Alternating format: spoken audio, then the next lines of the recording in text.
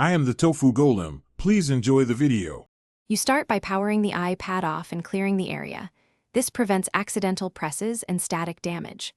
Once done, remove any case and use a soft cloth to stabilize the device. Use a SIM tool or unfolded paperclip to press and wiggle around the home button edge gently. This dislodges dirt or a lodged case-lip. You want small controlled motions, not force. The goal is to free the bezel and let the button return to its normal travel.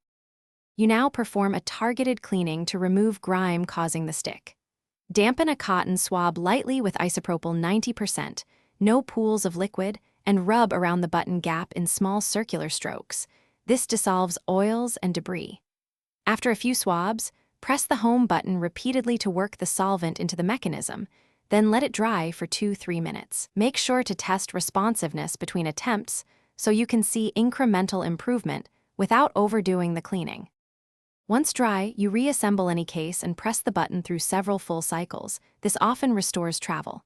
If behavior persists, enable assistive touch to keep working and then back up your iPad. Perform a factory reset only to rule out software issues. If the home button remains physically stuck, you likely need a hardware repair. Stop further DIY teardown to avoid damage and contact an authorized technician for replacement. A clear tip: if liquid entered, power off and get professional service promptly. Thanks for watching. Consider subscribing if we helped you today.